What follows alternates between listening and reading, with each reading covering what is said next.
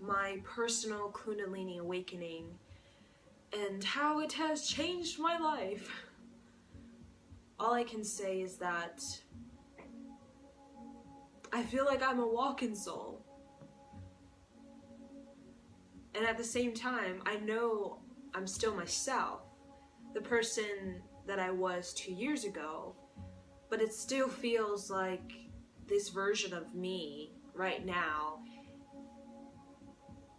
is entirely different than the version that was Robin. Robin born in 1995, and Robin that died basically in 2015. So Rosa, Lyra Star, Maitawa, these are all names that describe my soul essence right now. I feel like I am a chameleon dragon right now.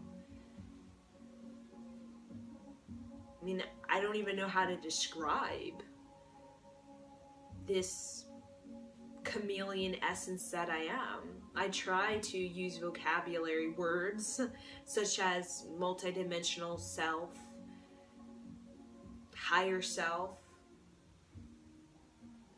you could say a soul braid, all of these words to describe what's going on inside of me can't do the justice to the energy that is. So Rosa, Lyra Star, and Maitawa, right now, you could say, the best way to describe who I am today is I am Robin's higher self. Robin and Rosa is almost like a higher dimensional version of Robin. Rosa is just deeply creative, spontaneous, and just super interested in just thinking of thoughts of aliens or Pleiadians or Lumerians and storytelling.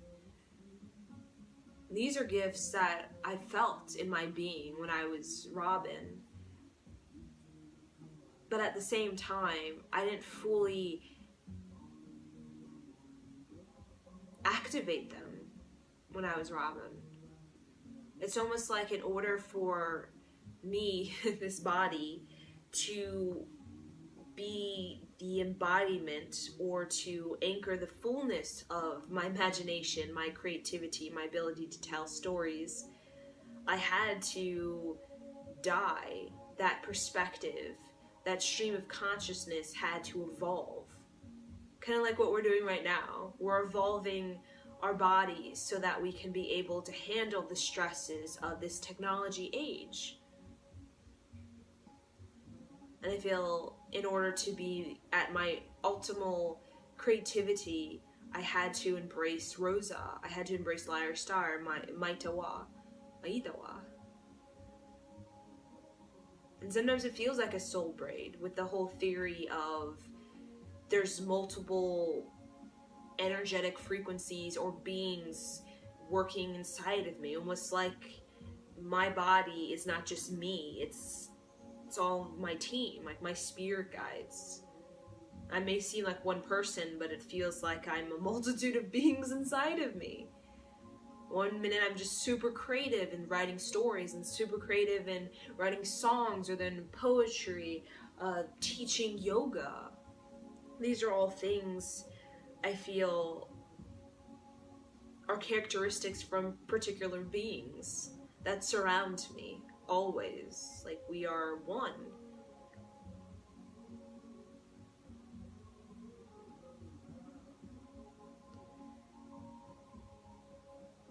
So I guess I'll talk about the most challenging experience of my life, which happened soon after the Kundalini awakening. You could say the dark night of the soul was the experience. And I was just really, you could say, neurotic. I had these expectations. I wanted these things to happen at these particular times, particularly when it came to my music. You know, I moved to Nashville, Tennessee from Virginia,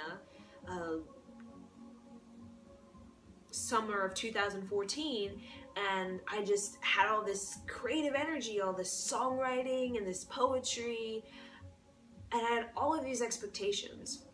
And when I didn't reach them, I got very, very depressed, to the point where I felt like suicidal. So what happened is, to comfort me, I used like psychic readings. I used psychic readings to keep me on the planet, to keep me hopeful for the future, hopeful that I have a purpose in life. And I don't know how I got through that period, that dark night of the soul, when everything about myself just felt like it was just ick. Like everything just felt ick about myself. I remember this crying in the bathtub, the lights off, and just bawling my eyes out. I remember I was always just, I can't describe the feeling. It's just like you're boiling up. Like you're about to have a panic attack and you're boiling up inside. And sometimes you lash out. You just lash out and you just like scream, or you just like shake uncontrollably for like a couple seconds or a couple minutes. That's what it felt like, just constant, almost on this panic alert, like panic attack. And it was all because I, now that I'm older and it's like 2-3 years later, I understand that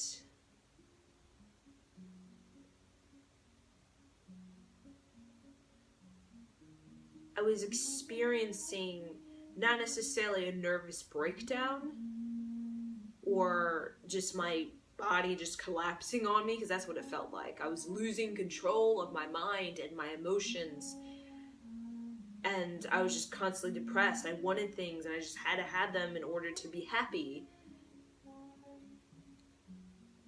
I had to reach my goals. I had to make something of myself to actually be a successful human being. So what happened is,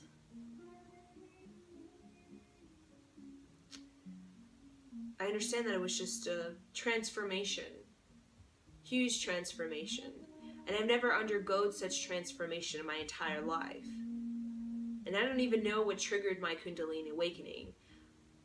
I feel it was a part of my soul contract to awaken at the particular time period when I was on the cusp of being 18 to 19 years old. And Nashville very much moving. A lot of people have these catalytic moments, such as something happens up their spine, or they take, have a mushroom or something, those mushrooms, and then all of a sudden they just, like instant, or they hear a song or do yoga class, it's just instant, I'm open, I see clearly.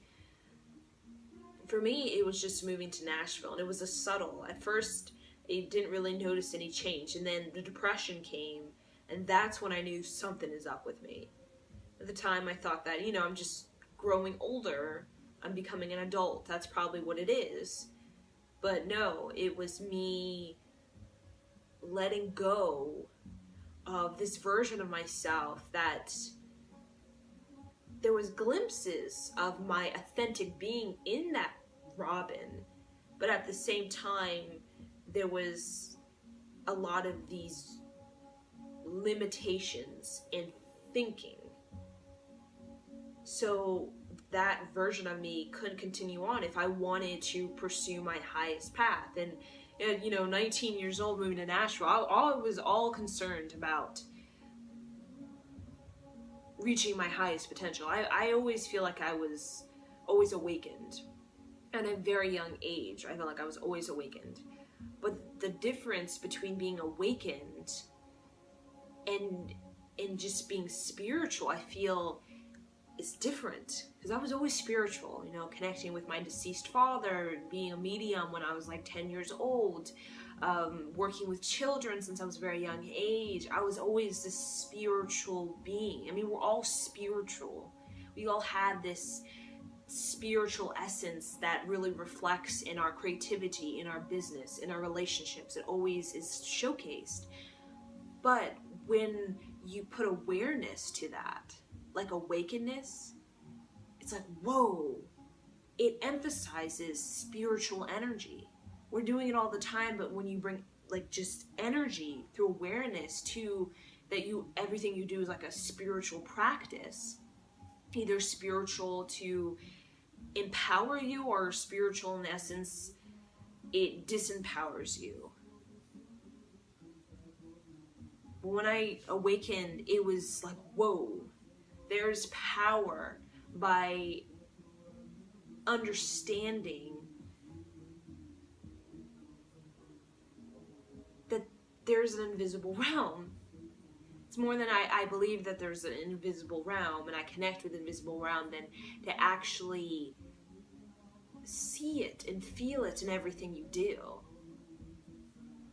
I actually had that experience.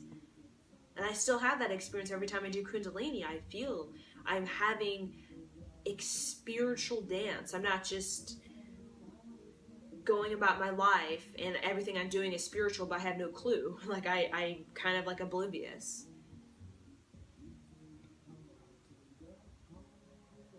So what got me through that depression, and I feel like this could help a lot of people,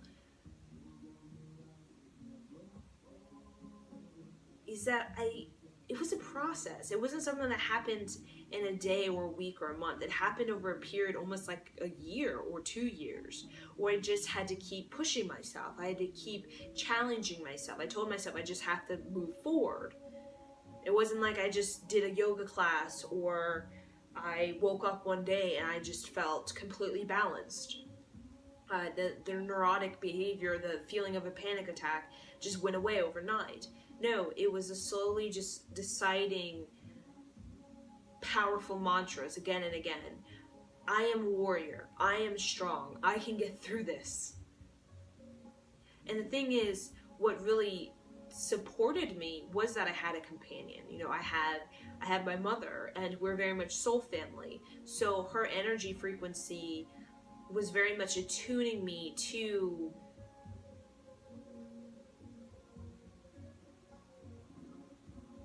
compassion for myself, because she has this motherly frequency. You know, motherly, you think of just the ultimate compassionate being when you think of like a mother, and the highest frequency of the definition of a mother, ultimate compassionate being. And me having that tuning fork around me, constantly tuning me to compassion, helped me to learn how to have compassion for myself. So when I learned to have compassion for myself and not be so hard on myself and judge myself, I slowly started to step towards who I am today, which is being okay with everything that is me today. To be okay with being different, to be okay with having ideas and thoughts and maybe I can't talk to or talk about with, you know, people just on the run the muck. It was just a discovering that I was special and not criticizing myself for feeling special. I felt like I had to be special, I had to be like this or to be that. And at the end of the day, it was taking responsibility. I started to take responsibility for how I felt and for my behavior. I stopped maybe blaming life, blaming life. I used to think that I was sad or depressed because these certain things didn't happen when I wanted them to happen. So it was kind of like a pouting. I was a pouter, you could say. And I discuss this to all of you because I feel everyone is going to go through this, especially right now. I feel like a lot of people want to go through this, the Kundalini awakening, but at the same time, they are fearful they won't be able to make it through. Meaning they'll be on the bridge and they won't be able to fully cross that bridge to the other side. So what happens is my generation, particularly kind of like the 70s generation, is just getting wasted and getting high and just having random sex, meaningless sex. It's a way to kind of suppress that feeling that really wants to come out, such as, I want to be free. I want to be a sovereign being. To be a sovereign being doesn't mean I'm just going to do the mentality like at a rock concert, F this. No, it's taking responsibility for your actions and for your life. And that can be hard, especially when your life has gotten out of control, or when you're just, this panic attacks and these neurotic behavior. It's hard to want to take responsibility for that. It's easier to just be like, well, I demand that this world or my life change for myself to be happy and to get rid of this panicky stuff. So I take a responsibility that, no, it's all on me. Then slowly, not overnight, slowly I started to make decisions that were happiness in the here and now moment. Happiness not to gain something, but happiness simply because I want to have an enjoyable experience on earth. An enjoyable experience doesn't mean, I have these things happen because I expect them and then they happen. No, it's just an enjoyable experience of just loving what you got right here. And it's hard to express to those who really haven't had that Kundalini awakening inside of them gratitude or appreciation, because you can think it and you can say it, but then you can deeply feel it. And I feel that now in my heart when I take walks with my dog Pepe. I've always felt this energy of gratitude and appreciation for all the beings that came before me to pave the way and to create the world that is right now. All beings before me are precious and sacred, and I love them dearly for coming to earth and just creating what is here today. I had those thoughts in my head, when I was younger, but it's different now because I actually feel it. I feel it as this spiritual, I don't know, it's like an experience. It's like a spiritual experience. That's the difference between being spiritual and like being awakened spiritual. It's not just a word. I'm spiritual. I believe in God. I go to church. I pray. I have Buddha statues around my house. Then to actually have an experience of meeting God or meeting Jesus in meditation. I remember I channeled Jesus and I was like bawling because I felt his presence. I felt him not as just some person like in Harry Potter world with magical gifts. No, I saw him as just like you and me, just human, and like you and me, just connected. He took spirituality to a whole nother level. He took spirituality to an actual experience. Not just I go to church and I see God up there, but experiencing inside. Like going inside your body and seeing a temple and meeting all these spirit guides. So meditation greatly helped me, like deeply helped me. Visualization. I think the first meditation that really paved the way for my wild imagination and creativity that's influenced in my videos and my soon-to-be books. In this meditation, it was a guided meditation. I found like some recording. I just decided, hey, I'm gonna do meditation to kind of relax myself, to kind of heal myself, because I don't, I was like, at the time, I was like, I don't think this neurotic behavior or this pouting is gonna keep my health good for the longevity. So I knew subconsciously I was pulled to meditation. And I met my spirit guides. And right then and there, I knew that this is more than just some imagination, some visualization. I knew that the spirit guides are real. And I started drawing pictures of them, and I had names for them. And I felt like a child. I felt like different and peculiar, but I felt happy. And then I knew that was my real self. My authentic self was my childlike self. Because whenever I was in meditation, I always was like a child. Like, I was a Native American girl that was like maybe 16 or 17. And I would just be running through the pastures of green, and the forest was just very, it just seemed clean, you know, like clean is the best word to describe. And there was this farmhouse by the ocean up on this kind of hill with a green hill looking over the ocean. And there's this garden in the front, and there was like a front porch, a wraparound porch, and I'll never forget that wraparound porch. And these little swings on the side. It was like you sit in and you swing, and I met so many spirit guides there. It was like my sacred haven inside of my heart.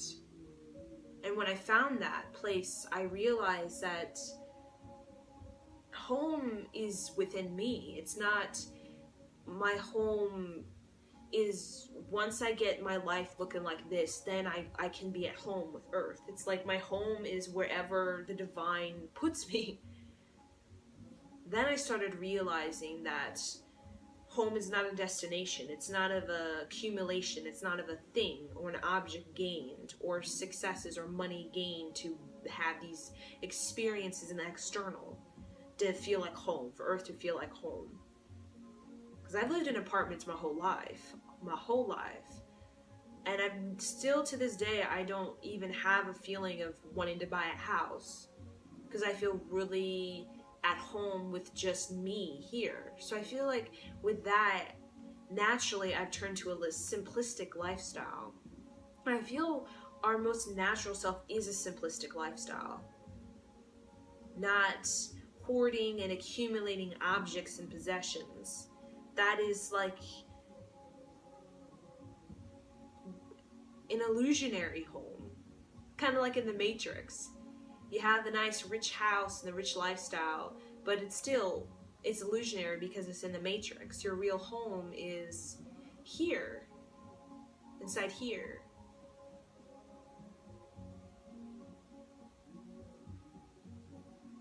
So when I started taking responsibility to how I felt, and I actually began to take steps towards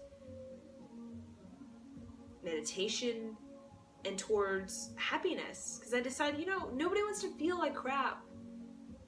So over time, I started realizing that there's a divine order to everything, and that I have to trust that. I may not be consciously aware of what's going on, but I have to trust that. Because it's either the high road or the low road, you know? High road or the low road. And the low road is just your free will. Just using your free will to get what you want. It's like you're stubborn. It's like things don't happen when you want them to happen. So instead of patiently waiting for the divine to create a synchronistic experience that puts you where you really want, but maybe isn't exactly look like that. We use our free will to just get it anyways. It's like, I'll just get it anyways. It's kind of like the relationship where you always want this particular relationship. Maybe this guy who's a meathead or something. And it's never worked out and it's never flowed. Your guides have always just kind of cleared you away from that. But instead of listening and trusting the divine, you're like, well, I deserve a meathead. I deserve the most sexy man in the world. So you're like, you know, forget you. I'm just going to get it. I'm going to push. And then you get it. But what happens? It doesn't feel like a miracle. It doesn't feel synchronistic at all. And at the end, it doesn't work at all anyways. So that's kind of where I'm at now, and what really helps me to be in the now moment, to actually appreciate what's already here, is let go and allow the higher road to take me. Because I feel like an experience of Earth, a happy, harmonious experience is not of a, let me try to get this and to get that. I feel like it's a natural flow. It's a spiritual experience that you must have. but it's not going to happen you expecting it. It's not happening you stop drinking alcohol for a week and expect to feel the light and the love inside of you. It's years. And I feel like it happened really quickly. For me, it feels it was very expedited, because right now the world is wanting to step on this new path, and is actually this international web or international communication we have is really kind of instigating it. It's instigating it, because you can find so many videos on spiritual experiences, Kundalini awakenings, and it fuels you. It motivates you to keep going, such as my mother. So right there, that has helped me to value soul family above everything else, above money, above fame, above success, above all ego desires, soul family. Because I feel like the ego only goes so far. You can only make so much money in this world. And that's why millionaires want to become billionaires, because they cap off. They reach the cap. And we all want to be on exploration. We want to be on a journey. So I know right off the bat with my Kundalini awakening, I feel blessed to have it contract to be fully awakened at a young age. Because right away, I understood the ego. It's like, I get the matrix. Like, right away, I understood the ego. I mean, not like in a day, but in like months, like 6 to 8 months, I understood the ego. And that it tops off. You can only climb the corporate ladder up and up and up until you become the president. What do you become after that? President of the president? So spirituality, I understood I can journey forever and ever and ever and ever, not top off. So I felt like, well, if I'm eternal, then what must be real is my soul, my spirit, my grace, because that can go on and on and on. Like the gratitude and appreciation and going out in nature and just being grace and just being peace, that can go on and on and on. So with that being said, I made a conscious choice, not, right after my Kundalini awakening, but really, still no, but right after my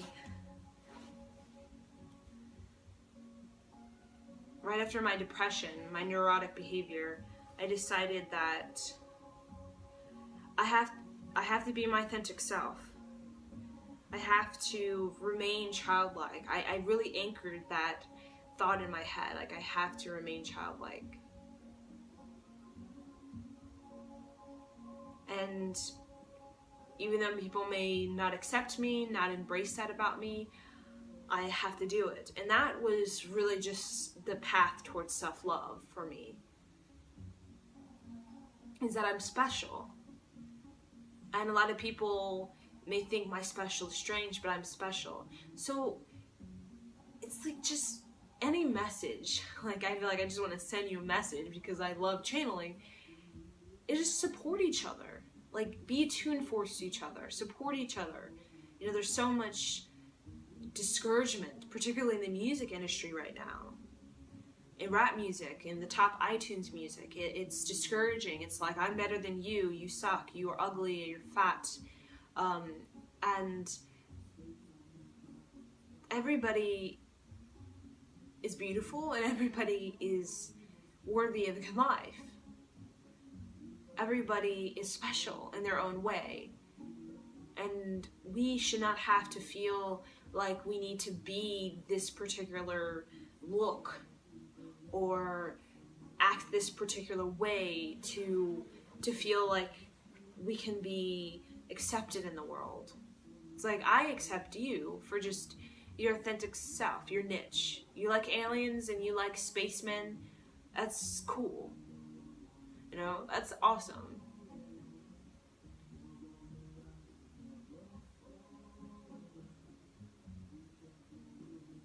So when I started being compassionate with myself, I realized I have to respect where people are, and I can't impose my ideas on people, and I can't impose anything upon this world, because feel like I was invited here. It's like you're being invited to a home that is built by all these special people, and it's like you're here, not here to tear down the home to build your home. No, you're just here to kind of explore the home. Just, you're walking around and you're just in awe about what's already here. And you may contribute some things. You may make some clay sculptures and add them to the house as like a gift or a parting gift to your friends who own the house. But it's not an I'm gonna change the house, you're gonna change the house, we're gonna change the house. Because there's underneath all of this illusion, this matrix, this facade stuff that the world is fucked up. there is already a natural flow, like a system that's perfect, harmony. There's already harmony here, because the world wouldn't be fertile if there was no harmony. Think about it. They've made it clear that stress induces cancer. We know that. It's 10% hereditary. We like to blame our hereditary. We don't like to take responsibility for our lifestyle, but it is 90% of cancer's lifestyle. It's easy to just blame your parents or your grandparents for why you have cancer, but it's lifestyle.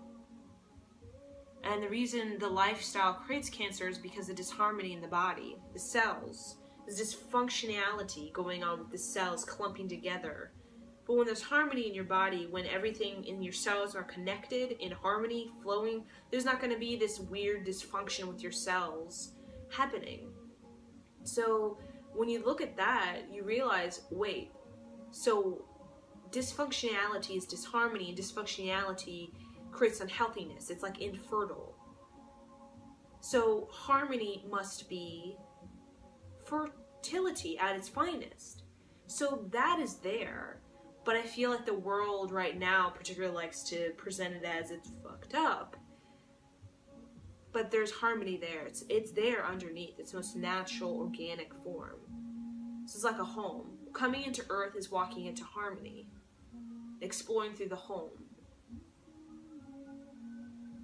And it's not here to change it, to this is what harmony is, my definition. It must follow my teaching, my class, because I know what harmony is. It's just to be in it, grateful, appreciative, at the same time create, because that's what harmony likes. Harmony likes creativity. Harmony likes you to put your hands to work, to garden, or to make clay pots. Harmony loves that.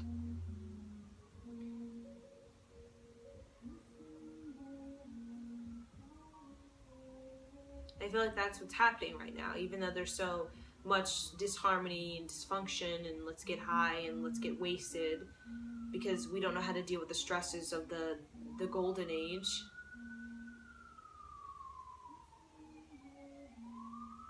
I feel that with my personal Kundalini awakening, it was just an experience of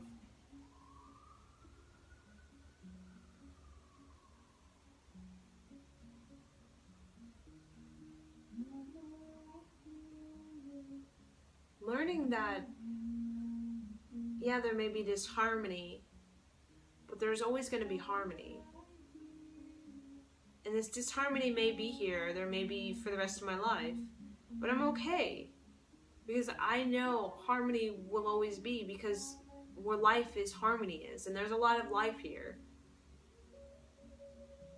So all I have to do is just send my satellite signal out, and wherever I go, I will find harmony. Yeah, there may be some disharmony in between, but I just see it as being a light worker. I just attune them to harmony. And that's kind of what I see myself now. I don't really have memories of my channel messages. I don't remember much, because I feel like my brain is so active in the now moment, in the channeling of the now, that I don't really remember last week or last month or last year. Because constantly the mind is being flooded out with just being flooded, like cleaned, like everything is just being washed out. So I can have my optimal brain functioning right here and now. So I can use that good energy to just channel what I want in the here and now, or what the divine wants to channel through me. It's better to have that than have a mind that's just cluttered with stuff from the past and stuff for thoughts of the future.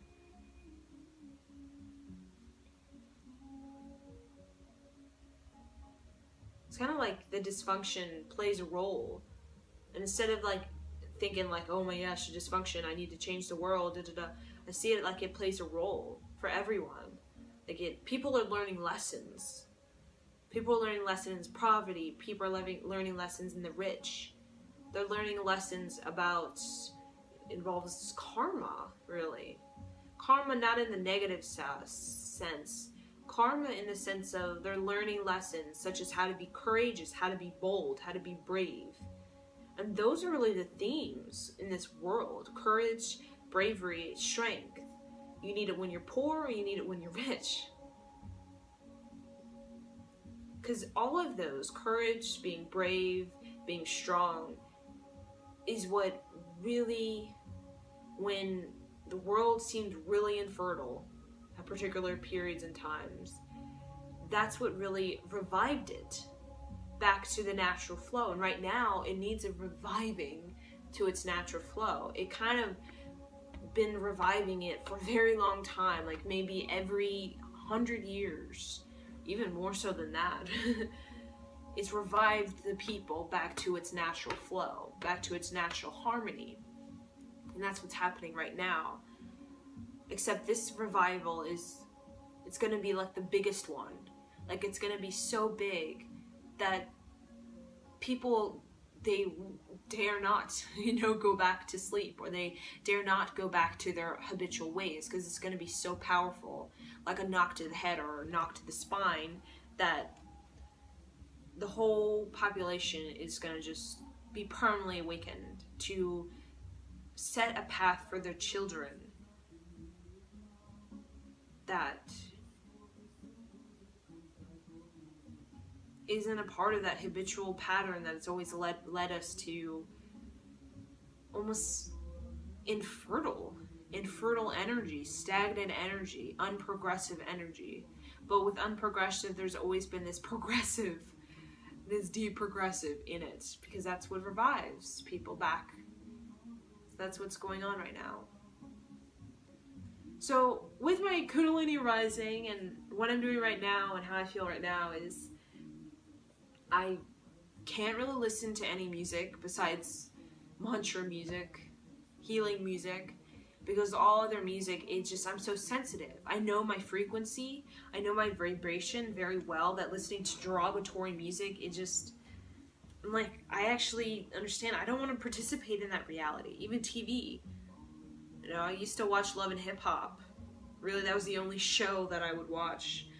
And I really barely even watch TV anymore.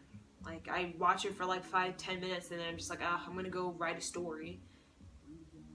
I'd rather do that. Because I feel like my frequency is so committed and so devoted to not getting deluded by things that are just gonna confuse me, So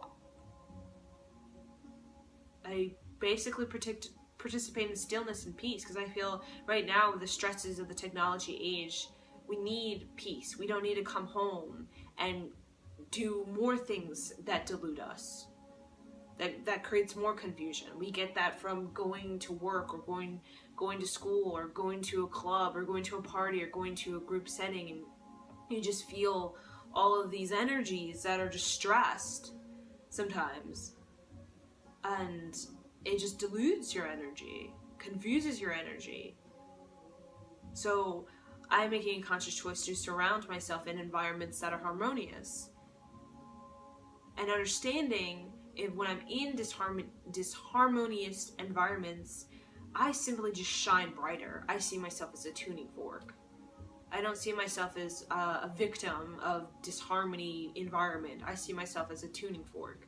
So everything I do, regardless if I'm in disharmony environment or harmonious environment, at a meeting or a party, I see myself as always making a conscious choice to be a tuning fork of harmony, to resonate like the 432 frequency.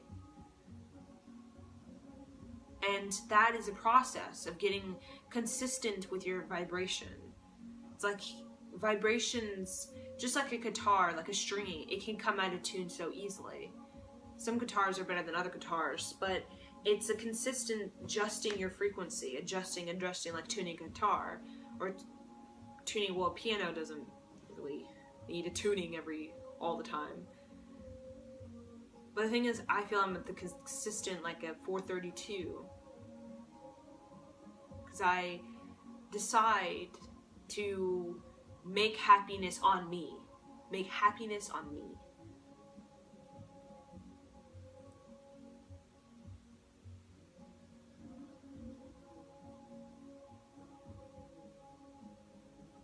It's like when you are gratitude, you have gratitude, appreciation, and this peace in your life. You don't got this like chaos from trying to get all the success and outdo people and trying to make you ego as big as possible. You know, that is the most receptive energy to attract companions. And the patience too is the most receptive energy. It's like the highway, it requires the level of you being you, going deep within you, and doing things for you. And at the same time, cherishing yourself enough to participate in relationships that are only harmonious. Only harmonious. You have to make that decision. What kind of frequency do you want? What kind of vibration do you want? So you are the designer of your vibration. It's not like you're forced to be this vibration here on Earth. Your guides can give you suggestions, but they can't force you to be a high vibration. You must decide, and then everything else you do reflects that. And it's hard, especially when we're numb as society. Numb in alcohol and sex and TV and anything that just keeps us in an alternate reality, like video games. It's hard to get in reality. True reality is this, is being you, allowing your energy to circulate through you. Anything non-reality is like video games, it's just meaningless sex, drugs, alcohol, all of that is non-reality, is like the Matrix. It's like you already in this sort of matrix system and then going into another matrix. It's already kind of illusionary that everything is tangible and external. That my real self is me in the mirror, not me in my heart chakra and my energy. But beyond this world, Rosa, Robin, Lyra Star, and Maitawa are all just energy. Just energy, a ball of energy, just transforming all the time like atoms. So video games, all of that is just a reality, illusion within illusion, you know?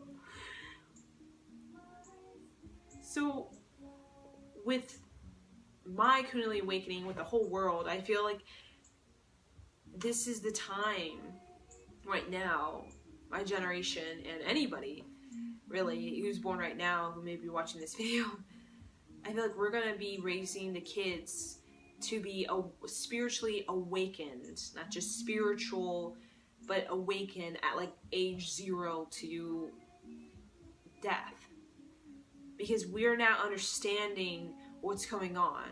You know, my mom's generation before that, you know, really didn't understand so much. They didn't really have the experience, like the deep, deep experience, the deep download, the epiphany, the revelation of what's happening.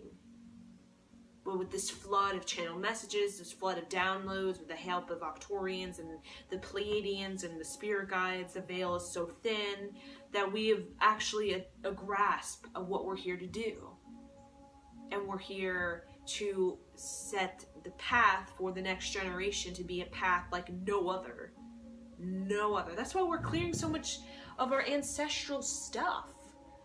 Because we don't want our children, we don't want to give them the gift of our ancestral crap. So the kids that are going to be flooding in are going to probably be kids that are not even from this, ever been here on this planet before. Their frequency has never crossed into this grid system above planet Earth, ever. So that's pretty interesting, because they come in with no grasp of what Earth was. They know the system itself, the harmony, because harmony is on every planet. They know that. But they've never really, their frequencies never touched the soil. Never been grounded. So us as light beings, I feel like we're meant to give them a platform, give them a foundation in our home, and what we give to them, what we teach them, how we nurture them, for them to be spiritually awakened, for them to grow up, to be authentic, unique beings, and embrace that, their gift, instead of suppress it in drugs and alcohol and hereditary karma stuff. They can actually be high vibes and not feel weird about it. That's the thing. I've learned I have to be okay with just being a unique vibration. I have to be okay, even if I'm like very high vibe and just happy and out of nature, singing and dancing like Native American and people staring at me. I have to be okay with that. Because that's what the divine asks of me. Because that's what the future of humanity wants deep down. It's just, there's those who have courage, who are brave, and who have strength, and then those who look away. But everyone here on this planet is here because they generally love Earth. They're not here because the spirit guides pulled them here, dragged them by their feet here. No, they came because they generally enjoy it. Some people enjoy it, it's their soul, because they're addicted to the ego. They come because they love the ego, they love the control, they love to be all powerful, and they like the hierarchy, I'm better than you stuff. And there's some that they come here at more as a volunteer. They want to help those who may be stuck in the ego cycle of reincarnating again and again for the ego enslavement. Be the best of the best while others are, taking from others. I feel like that's a part of a lot of the light workers and indigos experiences, is attuning people to a higher way, tuning people back to their organic. Because too much ego can be disharmony. Too much can be disharmony. Because it means you have no integrity if you're too much in the ego. Meaning you're willing to sacrifice your integrity just to be rich and just to be famous, just to have a recognition. So you're willing to put out any product, even if it's not legit, just to get recognition or attention or money. So that's the thing about ego, and spiritual ego as well. Because people use spirituality to build up their ego status in this particular dimensional reality. But remember, recognition is never a validation that you are doing your purpose. No, that's what people think, but it's not. It's attuning people. You have to be a good tune fork to tune people to the frequency. You can't be wishy-washy frequency, because what are you going to tune people to? A wishy-washy frequency. To be a strong attunement of love yourself, you have to be that yourself. You have to be right in the center of that love yourself to really attune people so they can have the revelations. Those who may be in the deepest of the holes of darkness can get out. And I feel like that is the power of Jesus in a miracle. We have the power to literally tune somebody who may be on the verge of suicidal, to like literally tune them just by a look, just by a hug, just by a smile, just saying, you're gonna be okay. You're loved. You're important. You're special. I love you. We can literally attune them to like the grace of God, to love. That's what we're doing for each other. Either you're a volunteer soul, or either you're here just to kind of be in the ego for another lifetime or for another 25,000 lifetimes. We're all attuning each other to these frequencies that maybe we've never encountered before, never we worked on. Courage, strength, bravery, creative, spontaneous, peaceful, quiet, still, extroverted, introverted. We're tuning each other so we can have a nice, round, well-rounded presence. Well-rounded presence incorporates all of the elements of what harmony has to offer. Because harmony is extroverted and introverted. Harmony is the balance. Harmony is being loud and rambunctious with fun and activity, and then being very shy and quiet and kind of to yourself. And to be well-rounded, sometimes we need companions. We need people to trigger us, to awaken us, because it's so easy not to see. Not to see, because everything's external. But if everything was internal, we would be able to see right away our habitual patterns. But since everything is external, and since we're basically kind of don't really are aware of our body, we're aware more so of the life around us than what's going on in our body. Because if we did, we would know our cancer before it even came up. We would know, and we would clean it up real quick. Because we know our life outside more than inside. So we need sometimes external people or events to kind of shake our body up. By something they say, something they do, to shake our body up so our body is shooken up loud enough where we actually can begin to notice, like our eyes go instead of it's and begin to feel, okay, there's a message in my body. There's a message in my body. And that right there can trigger and awaken people to trying something new. Because I'm telling you, drinking, getting high, that only goes so far. There's a cap to that. That's why people can drink, like some people I've seen drink like, I don't know, like 20 beers, and they still didn't get that buzz because there's a cap. Spirituality never gets old. It never gets boring. Spiritually awakened. Because you just, imagination, you can constantly go to the field and raise your arms to the sky with the energy of Kundalini, with practice of meditation and yoga and peace and mantra music. You can just be like in the field and always get that feeling of the high. Everyone's looking for a high. We're all looking for a high. It's just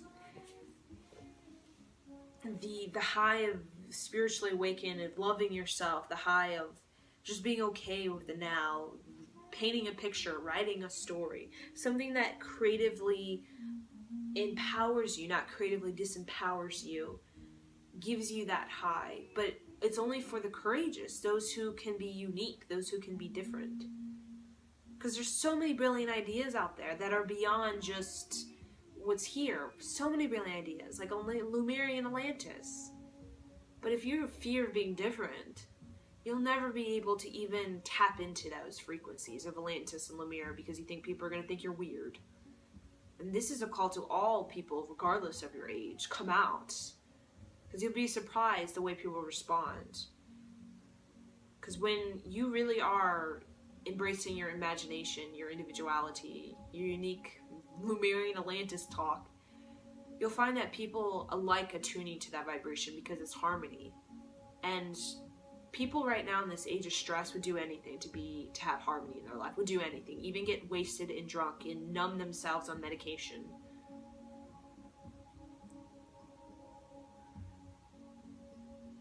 So any ego resistance from those who like to be the top of the hierarchy and love people to be addicted to their services,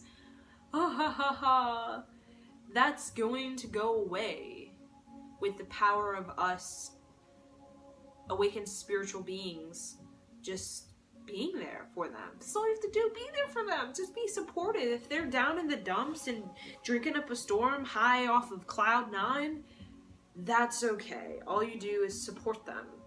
That's all you do. Don't impose your ideas. Just support them. Say, I love you. Everything's going to be okay. I'm here for you.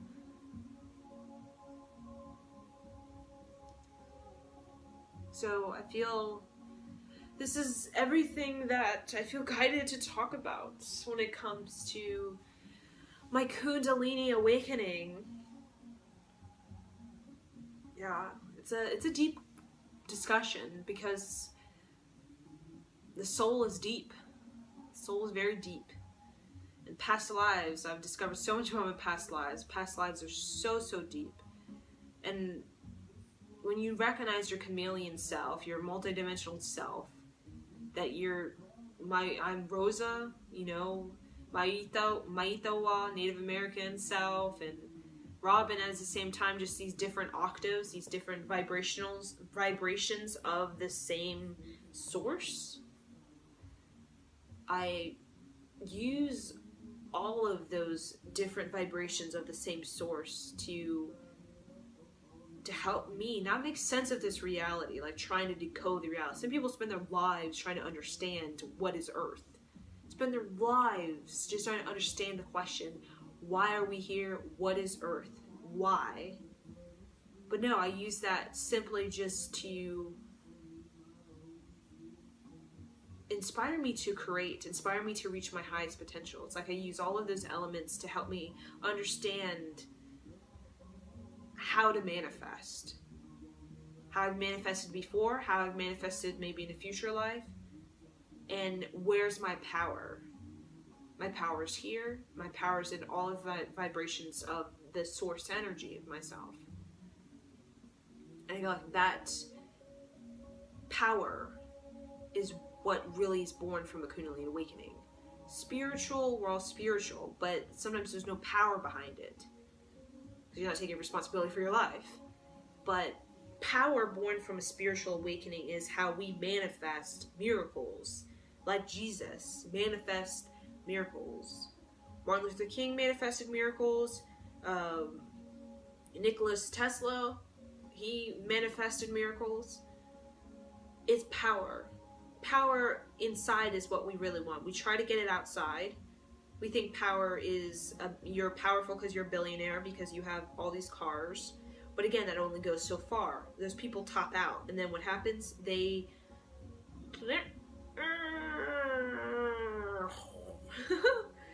But the power from the spirit, from the soul energy manifests. It manifests in a multitude of ways. And that's how it will never top off. It will never go... It kind of goes... all around in a multitude of areas. It is power. Power and grace. Power in abundance. Power in love. Power in friendship. Power in all of those areas makes you well-rounded. So when you are maybe abundant, you have this well-rounded power, so you're not just heavy on one side, therefore it don't feel right. Because harmony is a well-rounded essence. It's power in all aspects. And I feel like that's what we're learning right now.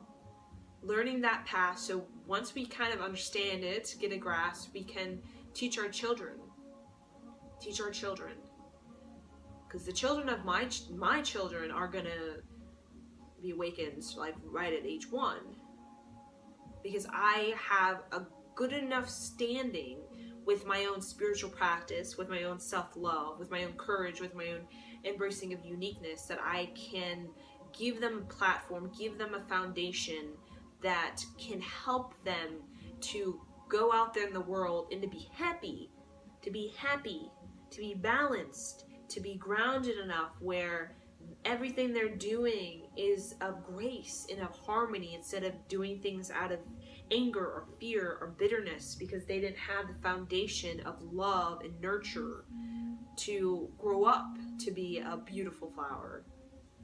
It's like flowers, you know, they don't need much. They just need a solid sun and some water, and they'll grow, and some good soil, and they'll grow.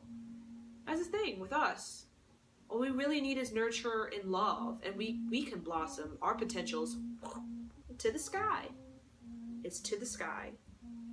All we need is some good sun, some nutritious soil, and some lovely rain, and we'll be good to go. That's us. We're simple. That's us. And that is what I'm going to offer to my children. That core principle. we are like the trees. We're not disconnected. We are not more special than they are.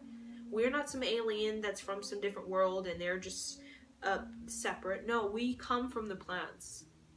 Ourselves divided from the plant kingdom long ago. So we are very much in the plant's image. All we need is some good sun, some nutritious soil, some water. We'll be good to know. And all of that is love and nurture. Love and nurture. Love and nurture. Love, support, nurture. Be kind. And that takes us getting our act together before we can raise the next generation. We can't raise the next generation if we're, listening to derogatory rap music bashing our head saying, fuck them bitches, fuck them bitches. No. That's not nurture. Derogatory is, I hate myself, I hate life, I'm gonna go kill you. No. That's, I'm gonna just destroy this forest because I don't give a damn, because I can do it and because I want to make money. No. But that's what we're dealing with. So, the sun's peeking through the window, so I feel this is time for me to say namaste. I hope you enjoyed this video. I want all you guys to share your experiences because, trust me, I really feel it can help all of us get into a well-rounded being so we can begin to teach the children how to be happy. Happy and content and not chase and gain and try to manipulate and control and none of that. Be happy. Happy people. Just being happy in the now. Happy in the now. That's all we want. Happy in the now. Okay, well, bye everyone. Namaste.